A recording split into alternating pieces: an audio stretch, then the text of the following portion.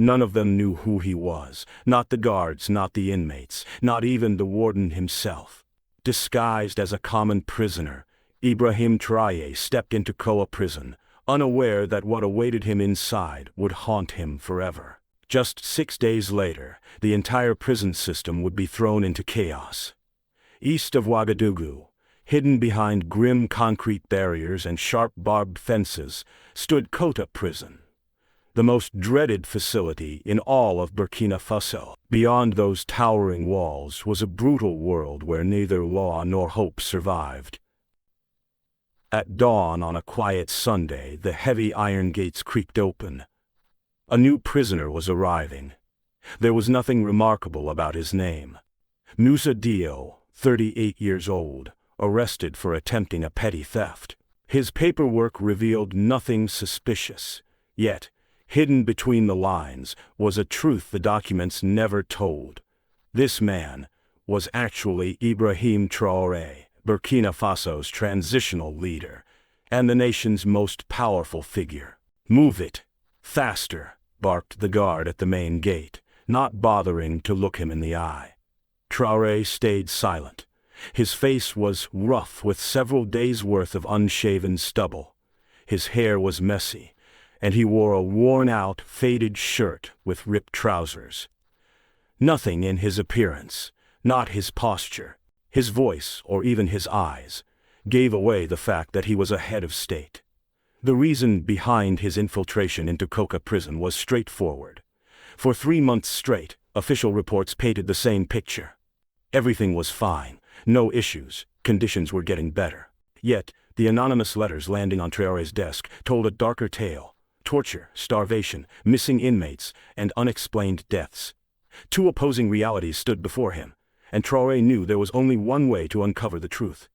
He needed to see it for himself. A worn, stained uniform, a barren cell block, and the endless yelling of the guards. He was placed in cell block C7, the prison's most notorious section.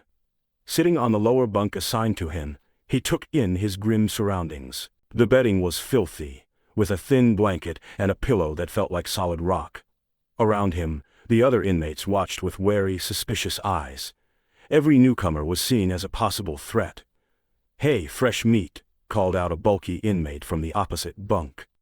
"What landed you in here?" "Tried to rob a store," Traoré answered calmly, locking eyes with the man. "Didn't even have a weapon," he added, with a faint smile. "Seems like luck turned its back on you," the big man said, leaning closer. His name was Bari, the most powerful inmate in cell block C7. He decided what went down inside those walls, who survived and who didn't. "And you?" Traoré asked. "What brought you to this place?" Bari let out a laugh, sharp and bitter as ice. "Listen, little man," Bari said, his voice rough. "I'm no ordinary inmate. I've spent the last 15 years rotting. Murder, theft, you name it. But my real mistake, getting caught." "What's life like in Kotoka?" Traoré asked, real curiosity in his voice. Bari, smile faded. "Life," he scoffed. "There's no life here, only waiting, waiting for death, nothing else." As night settled over the cell block, a new sound broke the silence, a faint, pain-filled moan. It came from a bunk tucked away in the corner. Traoré squinted through the dim light and saw a young man, nothing but skin and bones, his body shivering uncontrollably. His face was slick with sweat, and his fevered eyes burned bright. "What happened to him?" Traoré whispered to the prisoner beside him. "Gaspar," the old man replied with a heavy sigh. "The guards beat him 2 weeks ago. Never even bothered to treat his broken ribs. The infection has taken over his whole body now," the old man said grimly. "Doctor? Medicine?" Traoré asked quietly. The inmates around him let out hollow, bitter laughs. "Doctor? There's no doctor here," the old man muttered. "You either heal on your own, or you die." The guards couldn't care less. When morning broke, the first real shock hit. Before the cell doors even opened, guards marched in. They headed straight for Gaspar's bunk. The young man was completely still now. "Another one down," said the head guard, Bolot, his voice cold and detached. "Take him out," he barked. 2 guards grabbed Gaspar's limp body, dragging him away like he was nothing more than a sack of grain. Just another day, just another dead inmate. A storm of anger rose within Traoré, but his face betrayed nothing. A prisoner had no right to show anger. Any sign of defiance would be punished, no questions asked. Headguard Belot's eyes swept over the cell block, pausing when they locked onto Traoré. "You," he barked.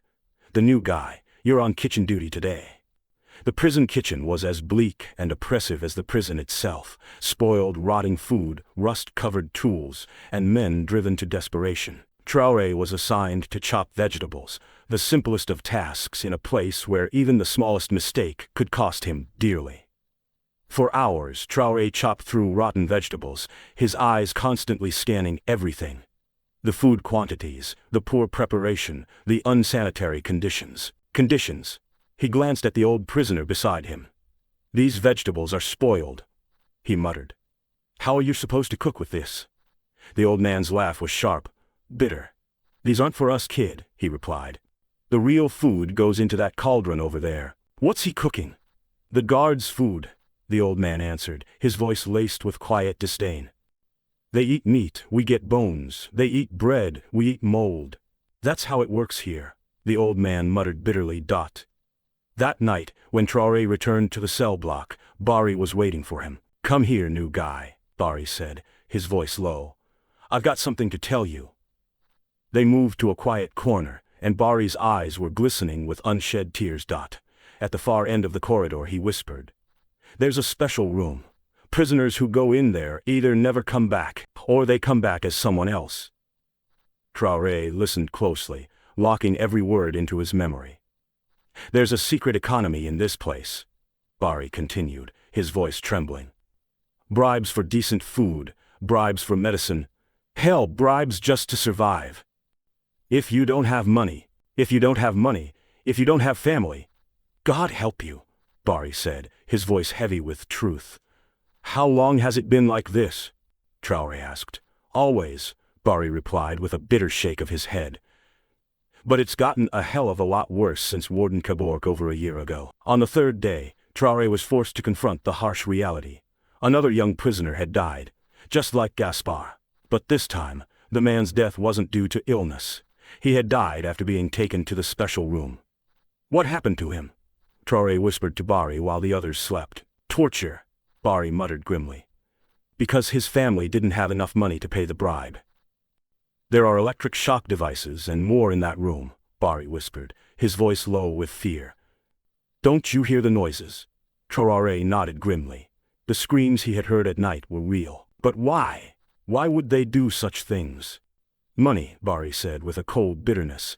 "Everything's about money. They get a budget from the ministry for every prisoner, but we barely see a dime. On paper, this place looks like a model prison, but in reality..." He trailed off. Traoré's stomach twisted. "And if I refuse to pay?" Traoré asked coolly. Kabor simply pointed toward the electric shock devices. "Then the fun begins," he said with a wicked grin. "Warden," Traoré said evenly, "I believe I have an offer you might want to hear." Kabor raised an eyebrow, intrigued. "I'm listening." "Before you decide to beat me," Traoré said, his voice calm and measured, "I think you should know who I really am. Maybe we can reach an understanding." The warden laughed mockingly. "Oh, show me then. What are you, a lost prince, a hidden millionaire?"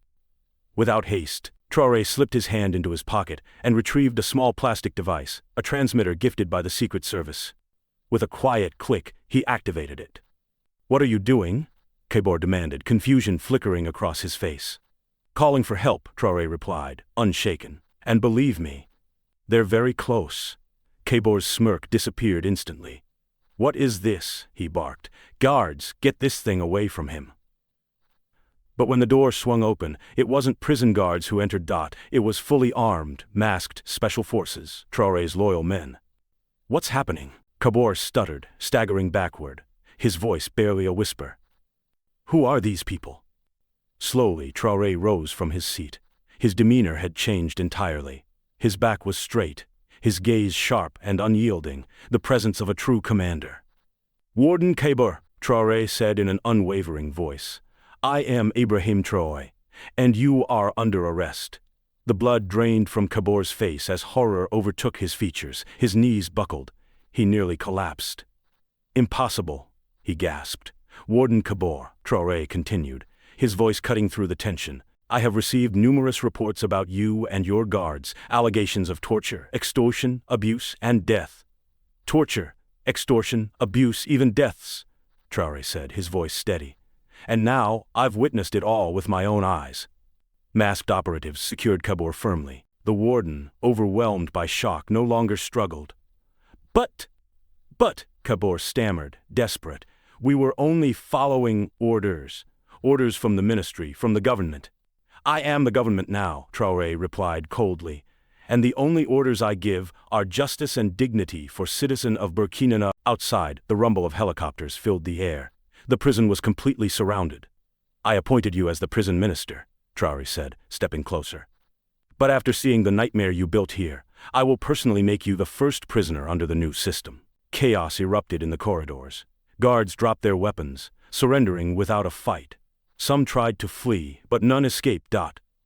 When the heavy doors of cell block C7 swung open, the prisoners stared in stunned disbelief. Traoré walked in, soldiers at his side, his presence now unmistakably present, commanding, firm, resolute. Bari, Traoré said, turning to his former cellmate. You really, Bari stuttered, unable to finish the sentence. Yes, Traoré confirmed with a nod. And everything you told me matters, every voice, story. He swept through the prison, inspecting every corner. What he found shook him to his core. Torture chambers, prisoners near death from starvation, conditions too inhumane to describe. He meticulously documented everything.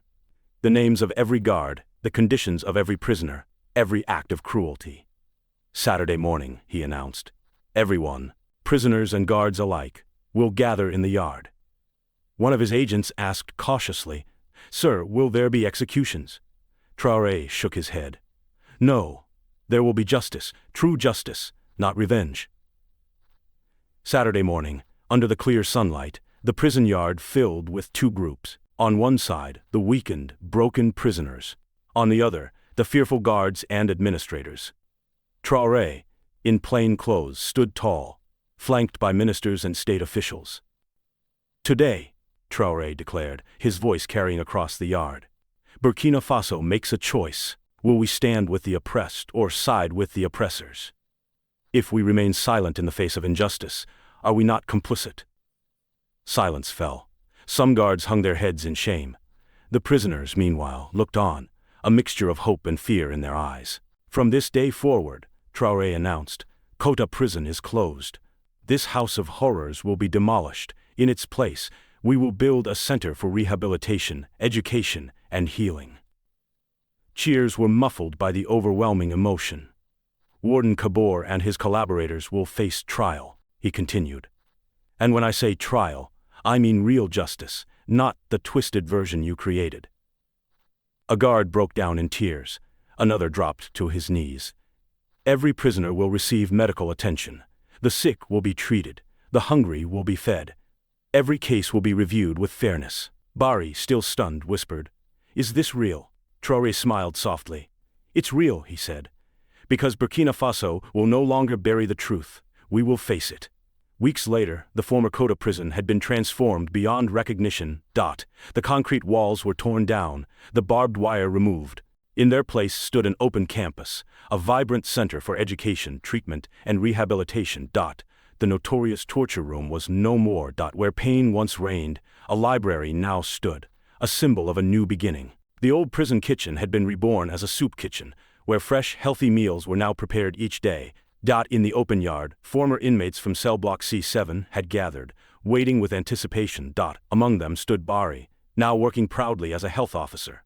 President Traoré is coming today, he said, his voice full of emotion. We must thank him. When Ibrahim Traoré arrived, he wore simple clothes, just as he had on the day he first entered the prison. But this time, there was no disguise. He stood as a true leader, a man who had come from the people and who had never forgotten where he belonged. A nation's prison system is its mirror. As he moved through the crowd, shaking hands with former prisoners, some eyes filled with tears. One of those was Gaspar, once broken, now fully healed. Mr. President, Gaspar said, his voice trembling, you saved my life. Traoré shook his head gently. No, Gaspar, he said. We saved each other's lives, because a nation is only as strong as its weakest soul. Bakari and others surrounded Traoré, their faces shining with hope and gratitude. "No one applauds their ruler standing," Bari said, recalling an old proverb, "but everyone embraces their brother." And that day, in what was once the most feared prison in Burkina Faso, an embrace began. A leader embracing his people, a nation embracing its future. The Kotoka incident marked the beginning of sweeping reforms across Burkina Faso's prison system. Warden Kabor and his collaborators were fairly tried and sentenced. But more importantly, Ibrahim Traoré's 6 secret days inside Kotoka had sent a message across the entire nation. No Burkinabe, even behind prison walls, would ever again be forgotten. Real power, Traoré later said in an interview, is the protection of the weak. Real leadership is feeling the pain of your people. And real freedom comes only when justice belongs to all. This story, the story of a leader's journey to understand his people's suffering and a nation's rise from darkness to light, would be told across all of Africa. And it would live on as a reminder of what true leadership looks like.